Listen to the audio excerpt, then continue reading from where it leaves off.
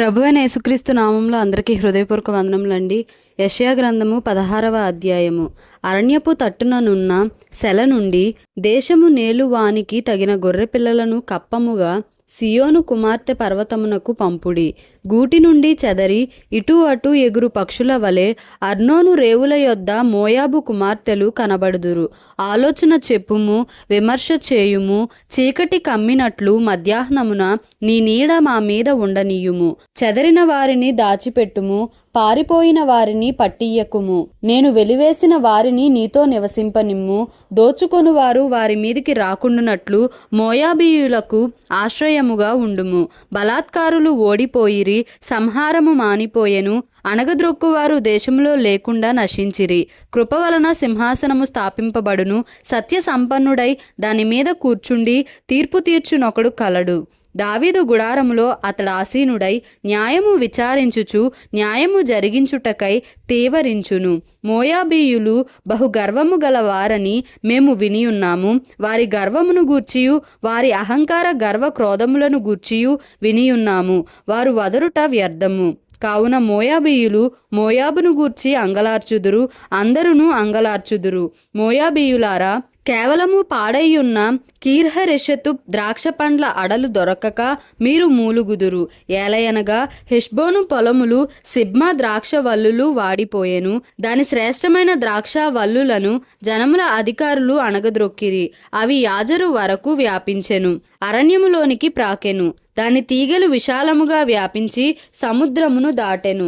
అందువలన యాజరు ఏడ్చినట్టు నేను సిబ్మా ద్రాక్షవల్లుల నిమిత్తము ఏడ్చెదను. హెష్బోను, ఏలాలే, నా కన్నీళ్ల చేత నిన్ను తడిపెదను. ఏలయనగా ద్రాక్ష తొట్టి త్రొక్కి సంతోషించున్నట్లు నీ శత్రువులు నీ వేసవికాల ఫలముల మీదను నీ కోత మీదను పడి కేకలు వేయుదురు. ఆనంద సంతోషములు ఫలభరితమైన పొలము నుండి మానిపోయెను. ద్రాక్షల తోటలో సంగీతము వినబడదు, ఉత్సాహ ధ్వని వినబడదు.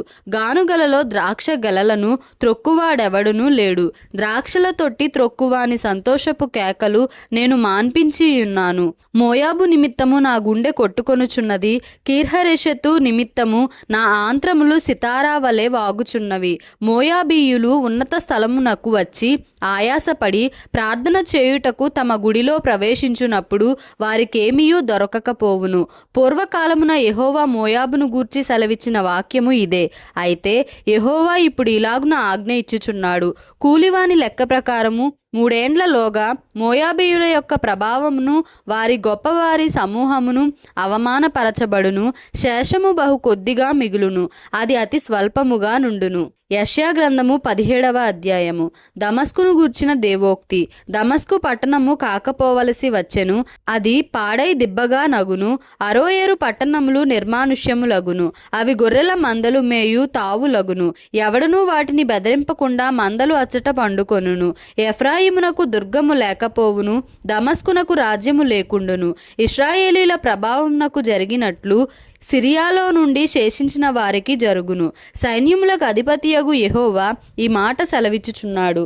ఆ దినమున యాకోబు యొక్క ప్రభావము క్షీణించిపోవును, వాని క్రొవ్విన శరీరము కృషించిపోవును. చేను కోయువాడు దండ్లు పట్టుకొనగా వాని చెయ్యి వెన్నులను కోయునట్లుండును. రెఫాయీము లోయలో ఒకడు పరిగ ఏరునట్లుండును.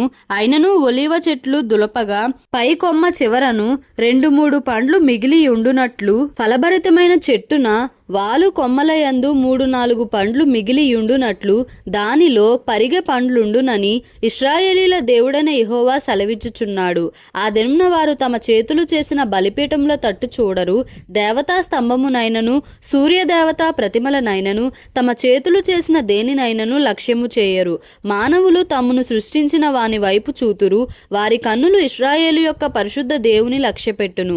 ఆ దినమున ఎఫ్రాయిమీయుల బలమైన పట్టణములు ఇశ్రాయేలీయుల భయము చేత అడవిలోను కొండ శిఖరము మీదను జనులు విడిచిపోయిన స్థలముల వలె నగును.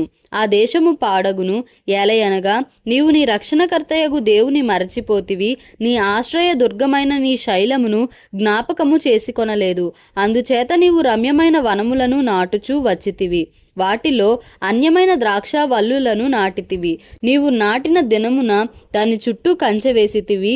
ప్రొద్దుననే నీవు వేసిన విత్తనములను పుష్పింపజేసితివి. గొప్ప గాయములను మిక్కుటమైన బాధయు కలుగు దినమున పంట కుప్పలుగా కూర్చబడును. ఓహో, బహుజనములు సముద్రముల ఆర్భాటము వలె ఆర్భటించును.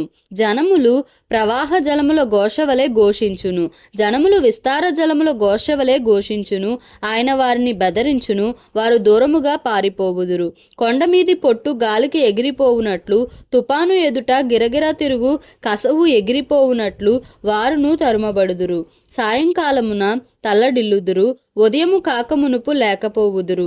ఇదే మమ్మును దోచుకొని వారి భాగము, మా సొమ్ము దొంగిలు వారికి పట్టుగతి ఇదే. యెషయా గ్రంథము 18వ అధ్యాయము. ఓహో, కూషు నదుల అవతల తటతట కొట్టుకొనుచున్న రెక్కలు గల దేశమా, అది సముద్ర మార్గముగా జలముల మీద జమ్ము పడవలలో రాయబారులను పంపుచున్నది. వేగిరపడు దూతలారా, ఎత్తైన వారును నునుపైన చర్మము గలవారునగు జనమునొద్దకు, దూరములోనున్న భీకర జనమునొద్దకు పోవుడి.